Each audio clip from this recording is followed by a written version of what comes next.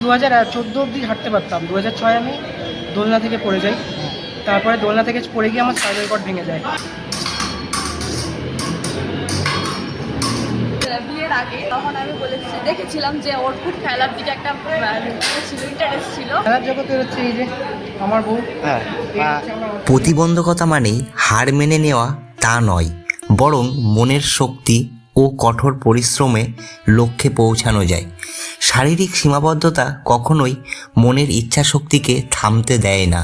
আর যদি পাশে অনুপ্রেরণা দেওয়ার ভালোবাসার মানুষটি থাকে, তাহলে সফলতার লক্ষ্যে পৌঁছাতে সে বাধ্য।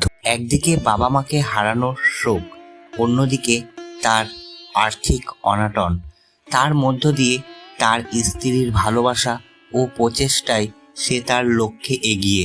তার জীবন সংগ্রাম এতটাই কঠিন, সেই জীবন সংগ্রামের মধ্য দিয়েই তার জীবন কাহিনী কিছুটা তুলে ধরলাম। এখন যে ভাইয়ের সাথে কথা বলবো, স্থান পরিবর্তন করতে গেলেও কিন্তু চেয়ারে বসে করতে হয়, মানে এক জায়গা থেকে অন্য জায়গায় যেতে গেলেও চেয়ারে বসেই করতে হয়, হুইল চেয়ারে বসে। তো ওই ভাইয়ের যে মানসিক জোর এবং যে চিন্তা ভাবনা, সেটা আপনারা কল্পনা করতে পারবেন না। এবার ওনার সাথে একটু কথা বলবো। তো দেখুন ভাই, ভালো আছো? হাই এভরিওয়ান, আমি ভালো আছি দাদা। তোমার এই প্রবলেমটা কবে থেকে, কত দিন থেকে? মানে আমার এটা প্রায় 2006 থেকে। তার আগে সুস্থ ছিলে? আমি 2014 অবধি হাঁটতে পারতাম। 2006 আমি দোলনা থেকে পড়ে যাই।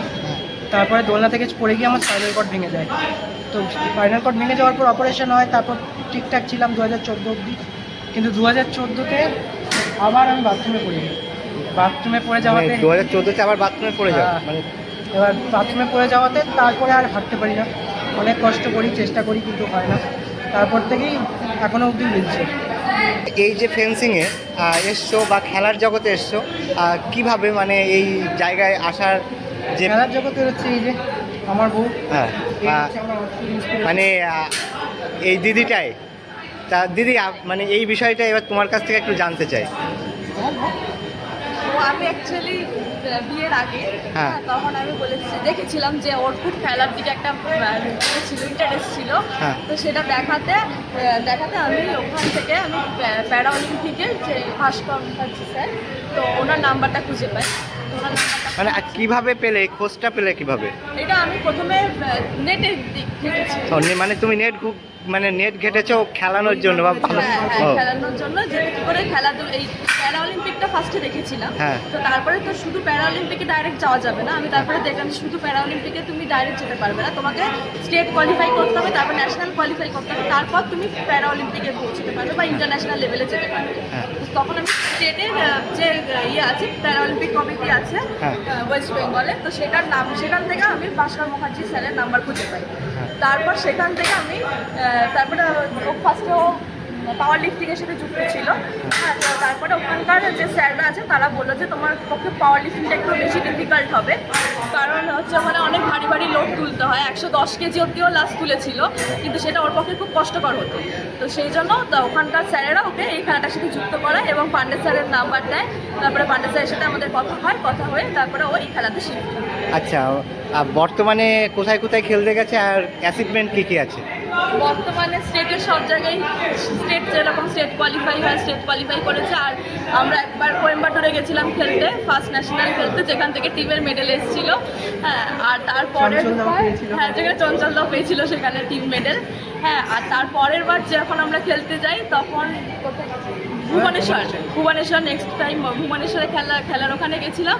তো ওখান থেকে ওর ইন্ডিভিজুয়াল মেডেল আসে আর টিম মেডেলও এসছে। আচ্ছা, তো এবার ইচ্ছা আছে ইন্টারন্যাশনাল লেভেলে যাওয়ার, তো তার জন্য অনেকটা বেশি প্রস্তুতির দরকার। মানে এইরকম জুরি পাওয়া অসম্ভব এখন। ইন্সপিরেশন এক প্রকার বলতে পারে। চঞ্চলদার থেকে বড় inspiration। সেটা স্বাভাবিক। না, আমি তোমাদেরকে সত্যি খুব রেসপেক্ট দুটোই করি। মানে তোমার মনের জোর আর তোমাদের ভালোবাসার যে অ্যাক্টিভিটি। তোমাকে আমি আজ থেকে চিনি না, তোমাকে আমি প্রথম থেকে চিনি। হ্যাঁ, তখন থেকে তোমার সাথে প্রথম দেখা সাইতে। হ্যাঁ। এবার তুমি তখন থেকে আমি জানি যে তুমি কত কষ্ট করে সেই জায়গাটায় এসেছো। আমার ব্লগিংগুলো খুব ভালো লাগে। আমার সব থেকে ভালো লাগে তুমি এত মানে মাটির মানুষের কাছে গিয়ে সবগুলো করো না, আমার দেখে খুব ভালো। এটা কেউ আমরা নিজেরাই তো সব মাটির মানুষ। সবাই হতে পারে না। মতো কেউ নয়। আর যাই হোক, নেক্সট কি প্ল্যান আছে, মানে নেক্সট যে ভাবনা চিন্তা ভাবনা কি আছে? চেষ্টা করছি যেন ইন্টারন্যাশনাল যেতে পারি। আচ্ছা, পরিবারে আর কে কে আছে তোমাদের? আর আমার বোন আছে, মা বাবা চলে গেছে। মানে পরিবারের অবস্থাও তো খুব হ্যাঁ, মা বাবা যতদিন ছিল মোটামুটি ভালো ছিল। মা বাবা চলে যাওয়ার পর হঠাৎ করেই সব এলোমেলো হয়ে গেছে। এখন কিছুটা গুছিয়েছি, আরও বাকি।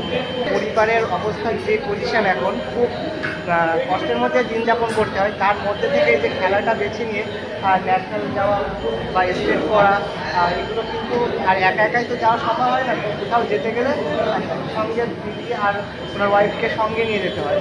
তো এই পরিস্থিতিতে দাঁড়িয়ে মনের জোর কতটা আপনারাই যেটা কল্পনা করুন বা কমেন্টে বলতে পারেন। আর আমার পক্ষ থেকে এনাদের স্যালুট। থ্যাংক ইউ, তোমাকে অনেক ধন্যবাদ। দাদা ইন্সপিরেশন, দাদার মতো কেউ হতে পারে। Thank you.